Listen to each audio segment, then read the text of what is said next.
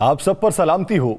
भोपाल के शायर अबू मोहम्मद सहर का लिखा हुआ है, हर खौफ हर खतर से गुजरना भी सीखिए, जीना है गर अजीज तो मरना भी सीखिए।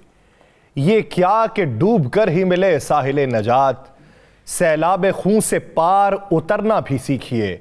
ऐसा न हो कि ख्वाब ही रह जाए जिंदगी, जो दिल में ठानिए उसे करना भी सीखिए। होता है पस्तियों के मुकद्दर में भी उरूज, एक मौजे तहनशी का उभरना भी सीखिए। औरों की सर्द मोहरी का शिकवा बजा सहर, खुद अपने दिल को प्यार से भरना भी सीखिए। नाज़रीन, मैं हूं यासिर रशीद और आप मेरा व्लॉग देख रहे हैं। नाज़रीन, धोबी का कत्ता ना घर का ना घाट का, ये मुहावरा हमारे सियासतदानों पर सादिक उतरता है। ये लफ्ज़ फारसी का कत्ता है। कत्ता वो लकड़ी का फट्टा होता है जिसके ऊपर धोबी अपने कपड़े मारकर उसे धोता है। जो गलतुल अवाम में तब्दील हुआ, कत्ते से कुछ और बना दिया गया। रात को वो घाट से घर ले जाता है और सुबह को घर से घाट पे ले आता है। इसलिए कहा जाता है कि धोबी का कत्ता ना घर का ना घाट का। ये सियासतदान इस पे क्यों सादिक उतरते हैं? इसलिए कि जब वो दौरे इक़्तिदार में होते हैं तो पाकिस्तान में होते हैं, लेकिन जब मसनद इक़्तिदार छूट जाती है तब पाकिस्तान उनका मस्कन नहीं रहता। फिर अचानक से हालात बदल जाते हैं, जज्बात बदल जाते हैं। ये राय सिर्फ मेरी नहीं है, मुझसे पहले का लिखने बोलने वाले भी यही राय रखते हैं। वसूलुल्लाह खान साहब कहते हैं कि मियाँ नवाज शरीफ का पिछला बयानिया, वोट को इज्जत दो तो उनके बरादर खुर्द मियाँ शहबाज शरीफ के दौरे हुकूमत में कमर तोड़ महंगाई के बिल्डोजर ने स्टीकर बना के रख दिया। उसके फ़ौरन बाद 90 दिन की आईनी मुद्दत में इंतखाबात का इनकाद और किसी जमात को वारा खाता हुआ, मगर मुस्लिम लीग को हरगिज़ नहीं जचता था। लिहाजा ना तो पंजाब और केपी असम्बली के इंतखाबात होने दिए गए और ना ही अब वोट को इज्जत दो का बयानिया भोले भाले वोटर्स को शर्तिया नई कॉपी बना के बेचा जा सकता है। चुनाचे अब एक इनकलाबी लाइन डाली गई है कि जब तक साबिक सिपा सालार जनरल कमर जावेद बाजवा, साबिक ISI chief general Faiz Hamid और साबिक चीफ जस्टिस साकिब निसार और आसिफ सईद खोसा को एक मुंतखब हुकूमत बरतरफ करने की साजिश रचाने के जुर्म में कटहरे में खड़ा नहीं किया जाता, मुल्क आगे नहीं बढ़ सकता।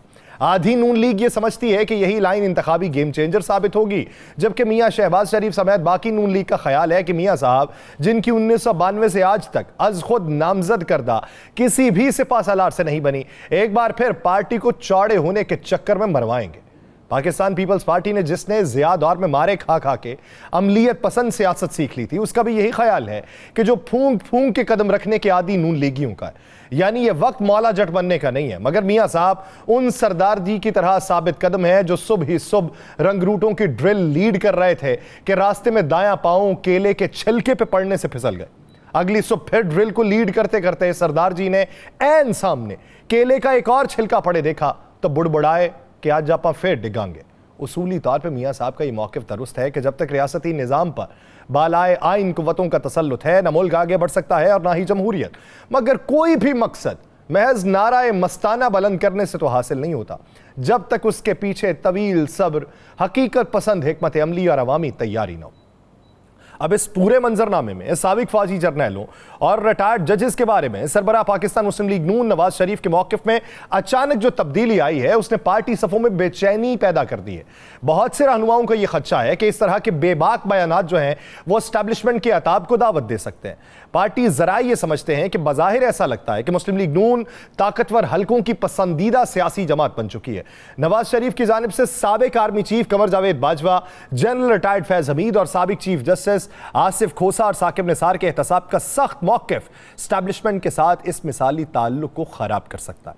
लंदन में 4 साल गुजारने के बाद नवाज शरीफ 21 अक्टूबर को पाकिस्तान वापस आने वाले हैं। उनकी आमद में 1 माह बाकी है, लेकिन वो जिन जर्नैलों और जजेस पर 2017 में खुद को इक़्तिदार से बेदखल करने की साजिश में मुलव्वस होने का इल्ज़ाम आयद करते हैं, उनके कड़े एहतसाब के देरीना मुतालिबे को तक करने के मूड में नजर नहीं आते।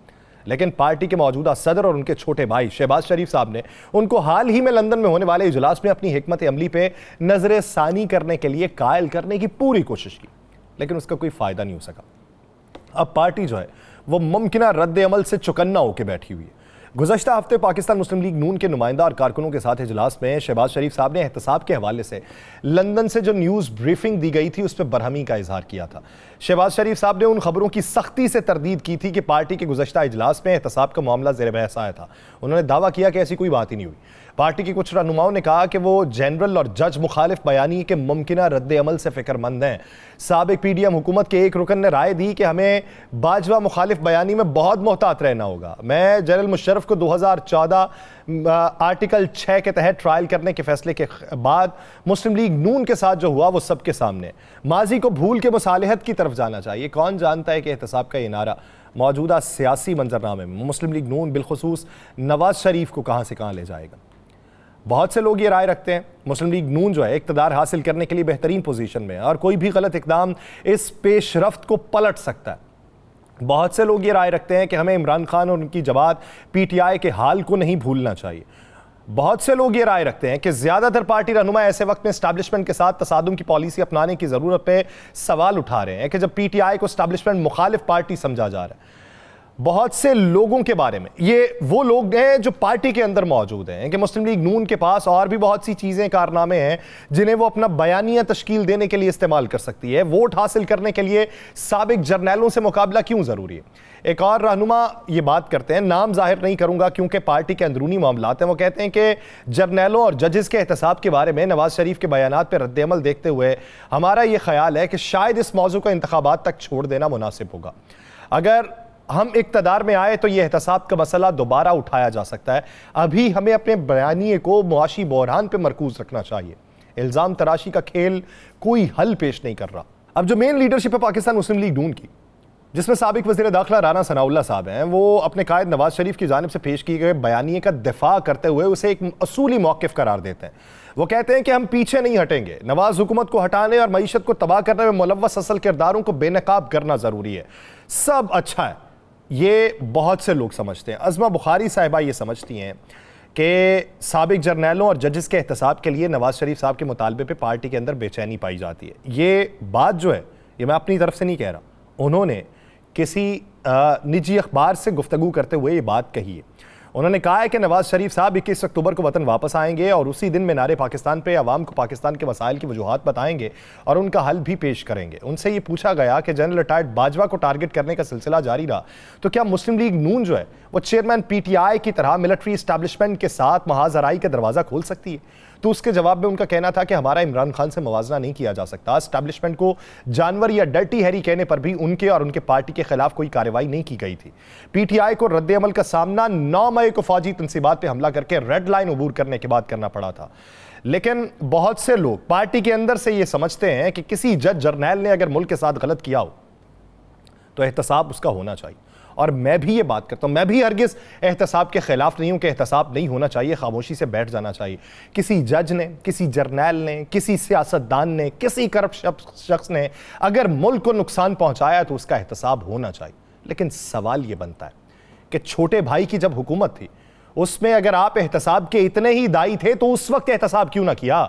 अगर आप एहतसाब के इतने ही दाई थे तो राना सनाउल्लाह साहब बैठ के बात क्यों कर रहे हैं कि हमने PTI की हुकूमत खत्म करने के लिए जनरल बाजवा को एक्सटेंशन दी थी। अगर आप एहतसाब के इतने ही दाई थे तो तब आपकी जबानें क्यों गुंग हो जाती हैं जब आपको इक्तदार मिलता है, और तब आपके एहतसाब का नारा क्यों बुलंद होता है जब इक्तदार आपके हाथ से छूट जाता है। ये सारी बातें गौरतलब है। सवाल तो ये बनता है कि एहतसाब का नारा लगाने वालों का अपना एहतसाब किस हद तक मुकम्मल हो चुका है, या फिर अपने एहतसाब से रूगर्दानी करने के लिए दूसरों के एहतसाब का नारा बुलंद किया जा रहा है। सवाल यह भी बनता है कि यह तर्ज सियासत इनको किस हद तक फायदा दे सकती है, या सियासत के दरवाजे मुकम्मल तौर पे इन पे किस हद तक बंद हो सकते हैं। और गड़े मुर्दे उखाड़ने से भी सिवाय बोसीदा हड्डियों के और कुछ नहीं हासिल होगा। बड़े मियाँ साहब इसे अवामी मशवरा और जो उनके रहनुमा इनको इल्ज़ाम तराशी की बजाय मुआशी बहरान को ही टारगेट करने का मशवरा दे रहे हैं, तो मियाँ साहब को भी अपनी ज़ाती और इक़्तिदारी दुश्मनियों को पसे पुश डाल के सिर्फ ये सोचना चाहिए कि अगर तो आपको लगता है कि आपका दौर सुनहरी दौर था, अगर तो आपको लगता है कि आपने पाकिस्तान के लिए तोप काम किए और अवाम आपको दोबारा मसनद इक़्तिदार पर बैठाना चाहती है, तो गड़े मुर्दों को दफनी रहने दें और आए मैदान में लड़ें अपनी जंग। और इस बात पर यकीन कर लें कि आखिर को फतह हक की ही होनी है। तो जमहूर आपको बता देगी कि कौन हक पे है और किसने सिर्फ लूटा ही है पाकिस्तान को। देखते हैं कि अब के घी, चीनी और आटे की खाली कनस्तर बजा बजा के किसे दिखाया जाता है, किसके गले में गली सड़ी सब्जियों और फलों के हार पड़ते हैं और किसको गंदे अंडे लगते हैं। अवाम आपका और इलेक्शंस का बेसब्री से इंतजार कर रही है। मुझे दीजिए इजाजत, अल्लाह निगहबान।